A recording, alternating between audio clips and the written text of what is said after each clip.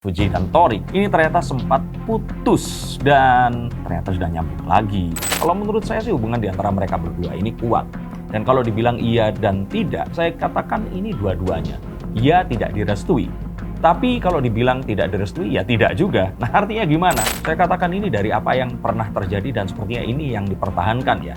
Karena kalau saya bilang tidak direstui karena Torik di sini belum memang serius ingin meminang Fuji karena usianya.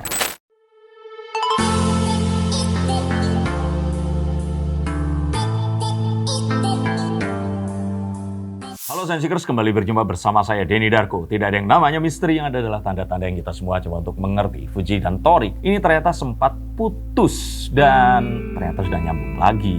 Tapi kenapa sih kok ada putus nyambung seperti itu? Apakah ini terhalang restu dari Gen Halilintar? Maukah kita semua melihat menggunakan kartu saya akan apa yang sebenarnya terjadi? Kita akan lihat dari kartu yang pertama. Betul atau enggak? Kalau menurut saya sih hubungan di antara mereka berdua ini kuat. Dan kalau dibilang iya dan tidak, saya katakan ini dua-duanya. Iya tidak direstui. Tapi kalau dibilang tidak direstui, ya tidak juga. Nah, artinya gimana? Yuk kita akan lihat. Tapi yang pasti mereka berdua memiliki koneksi yang sangat kuat. Bahkan konon katanya sekarang Fuji yang gantian lebih bucin dibandingkan Torik kepada Fuji. Kita akan lihat menggunakan kartu sebenarnya apa yang terjadi di antara mereka. Kalau saya lihat di sini, saya katakan ini dari apa yang pernah terjadi dan sepertinya ini yang dipertahankan ya.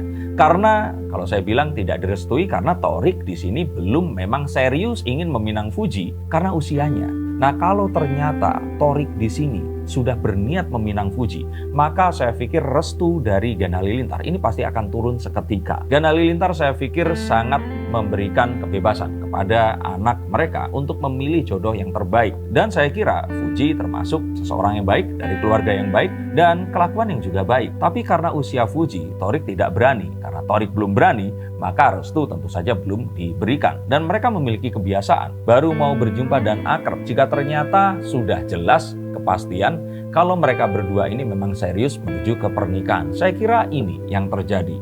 Dan hal-hal seperti ini melatar belakangi walaupun tidak secara langsung pertengkaran di antara mereka. Bagaimana menurut pendapat para tofu yang budiman? Dan saya kira ini terjadi karena ya Fuji yang masih muda, energik, dan mungkin masih emosional juga. Saya pikir semua wanita di usia seperti Fuji ini memiliki kecenderungan demikian. Tetapi dengan apa yang terjadi, dengan apa yang dihadapi, saya pikir apa yang Fuji rasakan ini sesuatu yang wajar. Di mana dalam setahun ini semuanya berubah secara drastis dari kesedihan, terus kemudian berubah menjadi orang-orang yang memperhatikan, dari hujatan semua orang, walaupun ada ketenaran di sini, tapi banyak hal yang membuat secara emosional pasti akan lebih sulit dibandingkan jika orang-orang biasa yang memang tidak mengalami turbulensi dalam kehidupan seperti Fuji. Dan belum lagi dengan tekanan dari netizen yang mengintai seperti CCTV. Ini yang saya pikir membuat mereka berdua ini semakin hubungannya ini tidak natural. Dan apapun yang dikatakan netizen memang tidak serta-merta langsung diamini. Tetapi saya pikir ini memiliki dampak yang signifikan terhadap hubungan mereka berdua. Kebayang mereka hidup juga salah satunya dari YouTube, melihat komentar, dan mereka masih muda, komentar yang tidak tepat merubah moodnya, dan terus kemudian mereka bisa saja bertengkar di sini. Dan kalau saya pikir ini wajar adanya. Yang juga saya pikir ini menjadi penyebab adalah mereka ini nggak bisa slow down. Mereka nggak bisa lebih sabar lagi karena intens. Hampir setiap hari saya pikir mereka ini bertemu. Dari kerja, bikin iklan, terus kemudian mereka mungkin jalan bareng, mereka bersantai mungkin juga bareng, dan ini membuat hubungannya itu jadi, jangankan mereka berdua, suami istri ketemu setiap hari juga lama-lama pasti akan bertengkar juga. Jadi kalau saya pikir ya apa yang terjadi ini harus dicoba untuk disiasati. Karena jika tidak, putus sambung ini akan terjadi lagi. Coba lihat saja. Dan nasihat saya untuk kalian semua yang memiliki hal yang serupa, cobalah untuk melihat ke masa depan dan mencoba untuk menentukan titik-titik pemberhentian di masa depan itu tadi. Jika kita melihat masa depan itu jauh ke depan tanpa adanya sebuah titik yang kita akan bisa berhenti, mencharge energi kita dan beristirahat, maka saya pikir semua orang akan exhausted atau kecapean. Dan kecapean inilah yang terus kemudian muncul. Lihat masa depan yang masih jauh, mereka ini tidak punya waktu untuk berhenti dan terus kemudian berantem saat mereka sedang menghadapi sesuatu yang mungkin harusnya tidak menjadi soal. Dan jika memang ternyata ingin hubungannya ini lebih langgeng, cobalah untuk membuat sebuah hal yang bisa dibangun bersama-sama. Ini sesederhana misalkan memelihara hewan peliharaan yang sama. Dengan hal seperti itu, maka kalau mau putus, itu pasti akan mikirin yang lainnya. Sama seperti pasangan yang memiliki anak dan tidak memiliki anak. Mereka cenderung akan lebih mempertahankan hubungan dibandingkan yang tidak memiliki apapun. Coba saja, ini adalah resep yang manjur. Dan saya lihat apakah memang ini akan selamanya atau akan ada orang ketiga. Saya pikir orang ketiga ini akan muncul. Orang ketiga ini bisa saja ini munculnya di akhir tahun ini. Dan orang ketiga ini akan mencoba untuk mencari celah di antara mereka berdua. Tunggu saja. Ini adalah seseorang yang sebenarnya ini orang yang mungkin level kedua dari orang yang mereka kenal. Jadi layernya ada yang dikenal terus kenalannya lagi. Bukan orang yang totally new atau orang yang baru.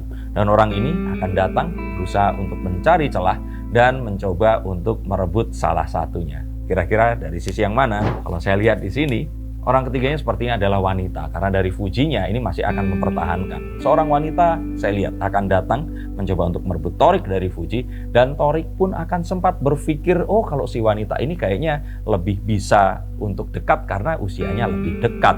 Nah, jika ini terjadi, maka sesuatu hal yang akan ke depannya ini bisa saja bisa lebih runyam. Tapi seharusnya jika mereka memiliki kekuatan yang saya tunjukkan ini tadi, hal seperti ini harusnya akan bisa disiasati. Tapi kita akan lihat nanti, di akhir tahun siapakah yang akan mendekati Thorik Halilintar dan berusaha untuk merebutnya dari pelukan Fuji. Sehingga kalau seperti ini, nasihat terakhir untuk mereka berdua dan kalian semua yang memiliki hal yang sama adalah jika ternyata terjadi pertengkaran, jangan jadikan orang lain atau komentar orang sebagai alasan. Jangan pernah jadikan netizen sebagai alasan. Alasan bertengkar juga alasan untuk kalian ini bersama. Jadi jika ternyata netizen yang mempertemukan kalian, jangan sampai ternyata juga netizen yang akan memisahkan. Beberapa pasangan ini memang akhirnya menjadi akrab, terus kemudian langgeng karena netizen. Contohnya Rizky Bilar dan Lesti. Kalau bukan netizen yang ngomporin, saya pikir mereka berdua pasti juga tidak akan selanggeng ini. Maka ambillah banyak hal positif dari mereka dan buang yang negatif. Karena mereka ini ada jutaan orang dan saya pikir apapun pendapat mereka, ini tidak akan mendefinisikan siapa kalian. Apalagi seperti apa hubungan kalian yang sebenarnya. Ini yang bisa saya berikan. Untuk kalian semua yang ingin bertanya dan berkonsultasi, silahkan hubungi nomor di bawah ini. Terima kasih sudah menyaksikan konten ini dan sampai jumpa di konten yang berikutnya. Salam.